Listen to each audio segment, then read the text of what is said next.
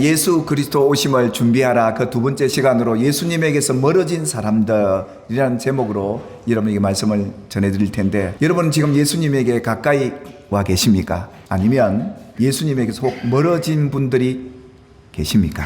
그래서 오늘 2000년 전에 이 사람들이 왜 예수님에게서 멀어지게 되었고, 그렇다면 우리가 이 멀어진 예수님에게 어떻게 가까이 할 수 있을까에 대한 내용을 여러분에게 말씀을 전해드릴 텐데요. 오늘 예수님께서 두 부류의 사람들에게 말씀을 전하게 되죠. 그 첫 부류가 요한의 세례를 받은 사람들, 요한을 추종하고 요한을 정말 존중하고 따랐던 그 부류고요. 또 한 부류는 세례 요한을 너무너무 싫어해서 하나님의 뜻을 저버리고 예수님에게서 멀어졌던 이 무리 두 부류에 대해서 오늘 예수님이 말씀하신 내용이죠. 예수님과 당대의 가장 큰 선지자이며 백성들이 추종했던 인물이 바로 세례 요한이었습니다. 그런데 오늘 그 세례 요한이 예수님에 대한 자신의 신앙의 회의가 찾아오게 되죠. 어떤 회의였습니까? 예수님에 대한 오해였습니다. 내 기준으로 예수를 믿는 게 아니라 성경대로 예수를 믿어야 하는데 예수님이 정말 자기가 알고 있는 그 예수님이 아니었다라는 것이요. 그래서 이 세례 요한이 이 땅에 오실 그리스도가 내가 믿던 그 그리스도가 아니라는 사실을 그가 생각했던 거예요. 그 신앙의 회의가 오고 예수님에게 멀어지게 된 것이죠. 그래서 사람을 보내서 확인하고 싶었던 겁니다. 정말 예수님이 우리가 기다리던 그 그리스도가 맞는지. 근데 여러분 보실까요? 예수님이 어떤 분입니까? 하늘에서 오신 하나님 아니십니까? 우리의 그리스도 구원자가 아니십니까? 그 크신 분을 확인하기 위해서 본인이 직접 가야 되는데, 그만큼 세례 요한의 마음이 어땠다는 겁니까? 실망되고 예수님에게서 멀어졌다는 걸 알려주는 것이죠. 유대의 지도자 중에 여러분 잘 아는 니고데모, 이 사람도 유대인의 지도자였습니다. 정말 당신이 누구냐고, 하나님의 나라의 신비를 갖고 있는 분 아니시냐고 밤에 예수님에게 직접 찾아와서 예수님을 만나지 않습니까? 제자들 둘을 불러다가 예수님에게 보내서 우리가 기다리는 그분이 당신 맞습니까? 라고 사람을 보냈던 이 세례 요한, 여러분이 알고 믿고 있는 성경의 한 부분과 다른 부분이 있다는 걸 인정하신다면 그 다른 부분을 바라보고 예수님께 찾아가서 그걸 알아야 되고 믿어야 되는데, 자기가 알고 있는 부분이 전부라고 여겼던 이 세례 요한, 결국 신앙에서 멀어집니다. 이 세례 요한이 예수님을 재림의 예수님, 그 심판자로만 바라보고 믿었기에 예수님이 오셔도 세상이 안 바뀌는 겁니다. 그러니까 예수님이 오셔도 그분이 그리스도가 아닌가 보다 라고 오해했고 실망을 했고 예수님에게서 멀어질 수밖에 없었던 것이죠. 그뿐 아니었죠. 예수님이 동네에 소문이 나기를 인자가 왔는데 그분은 죄인들과 함께 세리들과 함께 밥 먹고 친구처럼 지내는 것, 이 모습을 본 세례 요한, 예수님에게 오해할 수밖에 없었고, 예수님이 오시면 마지막 심판주로서 악인들을 멸할 줄 알았는데 아니었다라는 것입니다. 그래서 오실 그분이 당신입니까? 라고 의문을 갖고 사람들을 보냈는데요. 마침 그때에 무리들 가운데 예수님이 사역을 하고 계셨습니다. 그 사역만 봐도 이분이 그리스도구나 알아채야 되는데 못 알아채는 거죠. 오늘 세례 요한이 보낸 이들과 세례 요한을 추종했던 많은 사람들이 예수님의 사역을 보고 하나님의 구원을 보지를 못했어요. 그 구원을 보고 기뻐하고 즐거워해야 되는데 그들은 그렇지 못했다는 거죠. 그 예수님이 때마침 예수님께서 병든 자들, 고통받는 자들, 악귀 들린 자들을 다 꽂히고 그 찾아온 두 사람에게, 가난한 자에게 이렇게 복음이 전해진다라고 그들에게 알려주게 됩니다. 예수님을 소개하고 있는 것이죠. 그래서 예수님이 하신 말씀이 있었습니다. 누구든지 나로 말미암아 실족하지 않는 자가 복이 있도다 라는 겁니다. 그러니까 지금 예수님을 바라보고 그들이 하나님의 구원을 바라보고 믿어야 함에도 불구하고 예수님께로 가까이 나와야 함에도 불구하고 그들이 예수님에게서 멀어지기 시작했던 이유는 예수님을 보고 실족하는 그 단계까지 가버리게 된 것인데요. 예수님께서 모든 이 백성들에게 이 말씀을 하시게 될 때 하나님의 나라를 전하러 오신 그리스도가 바로 예수님이라는 걸 소개하고 예수님이 어떤 말씀을 하시게 되느냐 하면, 너희가 광야에 왜 나갔느냐?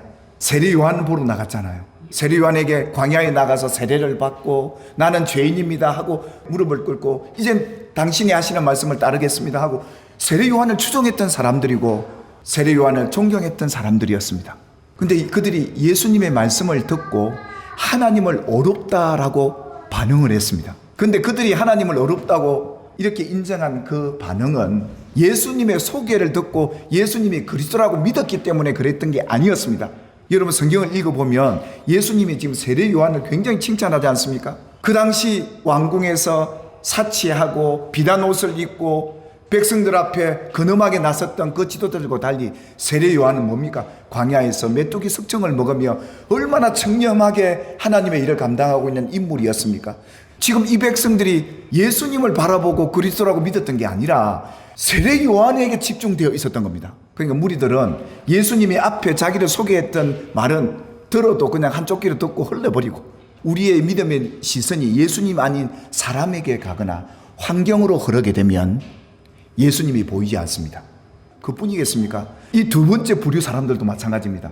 세례 요한이 회개하라, 천국이 가까이 왔다 그렇게 설교하고 사역을 하니까 이 바리새인들과 율법 교사들은 나 저 세례 요한 미워서 나 세례 안 받을래, 하나님 뜻도 난 안 받아들일래. 그러니까 지금 예수님을 앞에 두고도 세례 요한 때문에 예수님에게서 멀어져 있는 이 사람들 말이죠. 이 무리들이 예수님에게서 멀어진 이유는 거기에 누가 있다는 겁니까? 세례 요한 사람이 있다는 겁니다. 주의 종이 거기에 가로막고 있다는 겁니다.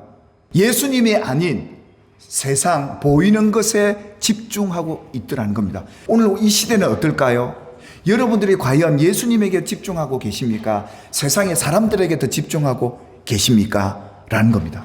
예수님이 오셨음에도 불구하고 예수님이 그들 곁에 계심에도 불구하고 세상 일 때문에 예수님이 안 보이는 거예요. 그래서 예수님이 이런 상황에서 어떻게 예수님을 가까이 해야 되는지에 대해서 말씀을 하시는데 이 세대 사람들을 무엇으로 비유할까? 그러면서 예수님이 비유를 하는데 아이들이 노는 그 놀이 문화를 얘기를 하죠. 이 아이들이 놀면서 피리를 불고 춤을 추잖아요. 피리가 불면 자동으로 춤을 춰야 하는데 춤을 추지 않는다는 겁니다. 예수님이 오셔서 천국을 선포하는데도 그들은 기뻐하지 않는다는 겁니다. 예수님이 오셔서 그들 가운데 질병을 고쳐주고 귀신을 쫓아내고 그들의 죄 사함을 선포해 주니까 기뻐하고 즐거워해야 되는데 예수님이 이래서 왔는데 기뻐해야 되는데도 기뻐하지 않습니다. 그뿐입니까? 세례 요한이 울며 회개해야 돼 그렇게 외치는데 울지도 않는 그 세대, 결국 예수님에게 멀어진 세대의 모습이 이랬던 거죠. 그래서 예수님 말씀하시잖아요. 세례 요한이 와서 떡도 먹지 않고 포도주도 안 마십니까? 귀신 들렸다 하고 비판하는 사람들, 또 예수님이 와서 죄인들과 함께 어울리니까 죄인의 친구가 어떻게 우리의 그리스도냐, 그러면서 그들이 외적으로 나타나는 모습만 보고 얘기를 하는 거예요. 하나님의 지혜는 자기의 모든 자녀로 인하여 옳다함을 얻느니라, 예수님이 이렇게 말씀하셨던 것이죠. 지혜가 있는 사람은 하나님의 말씀을 듣고 이것이 옳다 인정함을 받게 하도록 하나님은 하시는데, 믿지 못하는 이들은 이 지혜를 못 가지는 거예요. 그들은 이 지혜를 거부하는 세대였습니다. 예수를 받아들이지 않는 세대였습니다. 왜 이렇게 되어버렸을까요? 예수님이 시험 받으시는 그 광야에서 마귀가 시험을 하잖아요. 이 돌덩이 떡덩이 되게 해봐라고 예수님에게 시험할 때 예수님 답변하죠. 사람이 떡으로만 살 것이 아니라 하나님의 입으로부터 나오는 모든 말씀으로 살아야 한다. 이것이 지혜로운 자, 하나님의 백성들이 가져야 될 자세.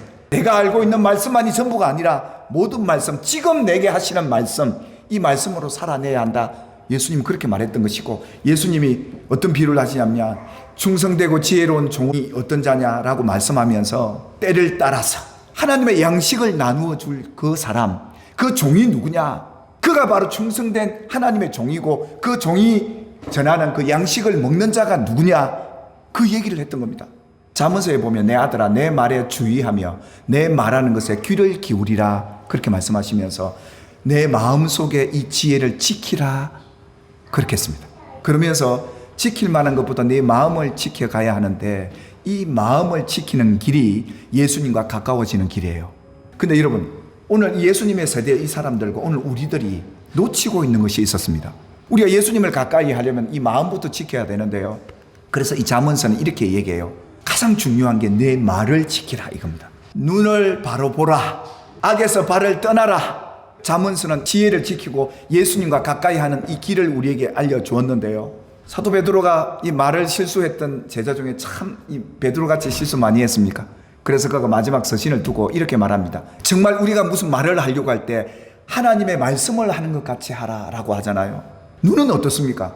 눈은 몸의 등불이랍니다. 눈이 나쁘면 온몸이 어둡답니다. 우리 신앙생활에 이 눈이 밝아야 돼요. 이 눈이 나쁘단 말은 잘 못 보고 있다는 말입니다. 뭘요? 자신의 들보는 못 보고 남 티만 보고 있는 이 사람, 눈 어두운 사람입니다. 형제의 눈을 티를 보면서 어떻게 사람이 저래? 그렇게 비난하고 있으면 예수님에게서 점점 멀어지고 있는 사람이에요. 내 눈에 들보가 있구나. 내가 회개하면 예수님이 나를 가까이 해주세요. 이 눈이 밝은 사람 말이에요. 자신의 허물을 볼 줄 아는 지혜로운 성도, 예수님을 가까이 하는 성도들이 되기를 주님의 이름으로 축원합니다. 또 하나, 예수님께서 그러잖아요. 네 발이 범죄하거든 찍어내버리라. 그래가 천국 못 간다. 그리고 예수님이 마지막 제자들이 발을 씻기는 세족식을 하면서 발을 씻어주려고 하지 않습니까? 그게 베드로가 화들짝 놀라면서 예수님 제 발을 씻기다니요? 절대 못합니다. 이 베드로는 발이 문제였어요. 왜요? 젊어서는 자기가 원하는 대로 다녔거든요. 예수님이 원하는 대로 가는 게 아니라 내가 원하는 길을 간 거예요. 그 예수님이 마지막에 부활하시고 베드로에게 그러잖아. 네가 젊어서는 네가 스스로 띠띠고 네가 원하는 곳을 다녔지 않냐? 이제는 남이 내게 띠띠워서 내가 원하는 대로 데려갈 것이다. 우리의 발이요, 내가 원하는 대로 가는 게 아니라 예수님과 가까이 호흡을 맞추고 예수님과 함께 가야 되는 줄 믿으시기를 주님의 이름으로 축복합니다. 이것이 예수님에게서 멀어진, 지혜를 저버린 그 사람들의 모습이라는 걸 성경이 오늘 우리에게 제시하는데요. 사랑하는 여러분, 여러분의 말이 하나님의 은혜를 전하는 말이 되기를 주님의 이름으로 축복합니다. 여러분의 눈이 자신의 허물을 먼저 보고 자신의 연약함을 먼저 볼 줄 아는 그런 눈이 생겨지길 바라고, 그리고 또한 여러분의 발이 악에서 떠나 고침을 받고 곧은 길, 진리의 길을 걸어가는 발이 되기를 주님의 이름으로 축복합니다. 그래서 우리가 이 마지막 때 예수님 다시 오실 때까지 눈과 우리 말과 우리 발을 조심해서 예수님과 더 가까이 지내는 저와 여러분의 신앙이 되기를 주님의 이름으로 축복합니다.